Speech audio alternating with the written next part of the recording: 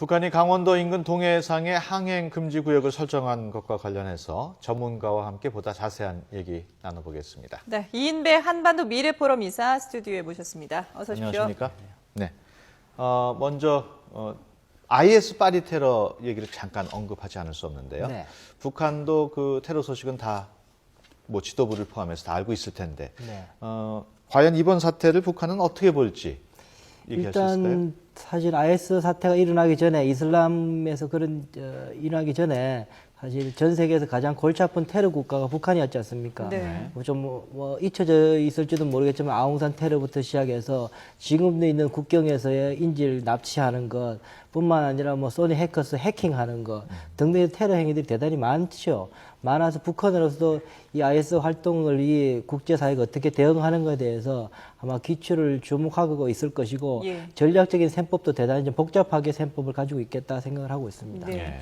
이 항행 금지 구역 설정과 관련해서 좀 더 얘기를 이제 해본다면은 북한이 지난 그 8월에도 금지 구역을 설정하긴 했지만 이때는 미사일 발사를 하지 않았거든요. 그렇죠. 근데 이번에는 보면 지난 11일부터 다음 달 7일까지 거의 한 달 가까이 이렇게 장기간 설정을 해놨는데 이번에는 어떨까요? 일단 그 항행 금지구역 선포를 아마 신청했는 기간은 IS 연쇄 테러와 일어나기 전에 아마 신청을 했을 것 같습니다. 네, 지난 11일이니까요. 예. 그렇음에도 불구하고 이런 일이 벌어져 있는 상황이고, 또 우리 대통령께서 지금 터키에 가 계시는 네. 상황이고, G20 정상회의 열리고 있는 상황인데요. 이런 상황에서 이제 북한이 이 항행 금지 구역을 했는데, 지금 북한이 전략적으로 고민하고 있는 것은 아마 이런 걸 겁니다.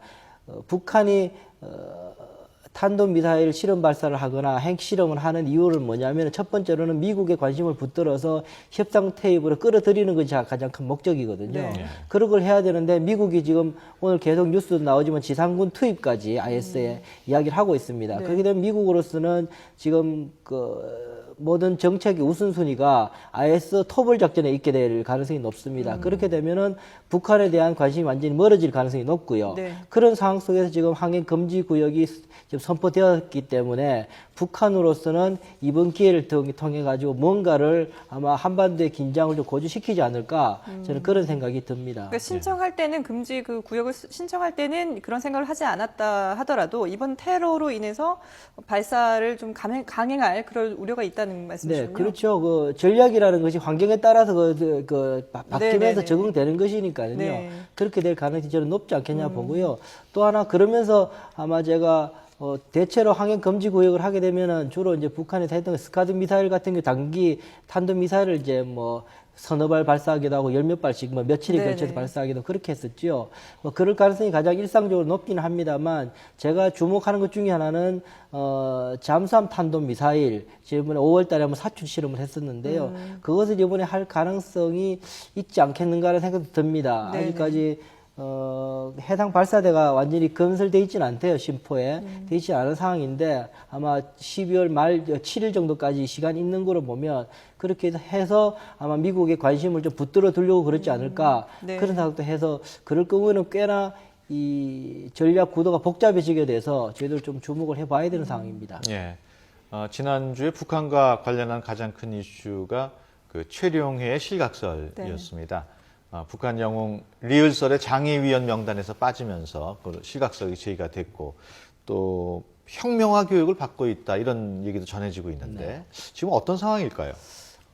일단 저도 이제 그 장의위원 명단을 쭉 봤는데요. 네. 쭉 보니까는 몸이 아픈 뭐 조명록, 뭐 이영무 이런 분 사실 거동도 어려운 사람들이거든요. 네. 이런 사람들 이름도 들어가 있고 군 보육 여기 인민무력보장을 했던 장정남 석 달 만에 사실은 하천됐지 않습니까? 예. 그런 사람들 이름이 들어가 있습니다. 예. 그럼에도 불구하고 당 비서이면서 국가체육지도위원장인 최용해가 안 들어가 있다는 것은 신변에 이상이 없지 않거나 아마 그럴 일이 벌어지지 않겠다 그런 생각이 들어서 아마 뭔가 조치가 있었던 것 같다는 생각이 듭니다. 그럼 실각된 가장 큰 이유는 뭐라고 보시나요?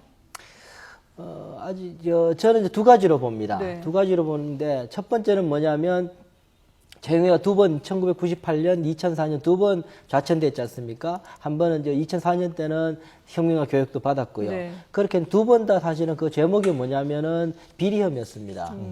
첫 98년 때는 청년동맹 부패 사건 때문에 비리 혐의로 좌천됐었고요. 예. 2004년 때는 장성택 반당 행위 때문에 저희 분파 행위 때문에 그런 거였는데 네. 사실은 그 속에 비리 때문에 호화 결혼식이나 뭐 이런 것들 때문에 투서가 들어와서 그랬던 거였거든요. 네네. 그랬던 상황이기 때문에 비리 혐의가 있을 수 있다. 왜 제가 그런 추론을 하게 되느냐 하면 지금 최룡해가 하고 있는 일이 뭐냐 하면은 주로 청년동맹 때부터 시작된 일이 뭐냐면은 조직을 만들고 조직을 동원하고 있는 일 북한에서 가장 그 전문가입니다. 예. 그런 걸 하려고 그러면 사람을 엮고 사람을 만나고 그래야 되는데 최룡해가 최근 몇 년 동안 급격하게 좀 권력이 세력이 좀 커졌지 않습니까? 네. 그 힘이 있는 곳에 아마 그런 아마 청탁이나 비리가 있을 수 있어서 그것이 첫 번째고 또 하나는 김정은 시기에 주목할 만한 정책 중에 하나가 뭐냐 스포츠를 통해서 체조 홍보를 대단히 열심히 하고 있습니다. 네. 그래서 인천 아시안 게임 때도 그 뭐 최룡해, 황병서, 네, 김양건 삼인 많이 왔지 않습니까? 내려왔죠. 치 예. 와가지고 뭐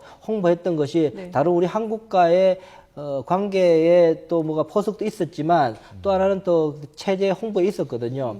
그래서 거기에 국가체육지도위원장이 최용해입니다. 네. 그렇게 봤을 때 그쪽에 스포츠와 관련돼서 이권 관련돼서도 꽤나 많이 아마 연루되어 있을 수도 있다라는 생각이 좀 들어서요. 네. 첫 번째로 볼 때는 비리 혐의가 좀 이제 의심이 되고 네.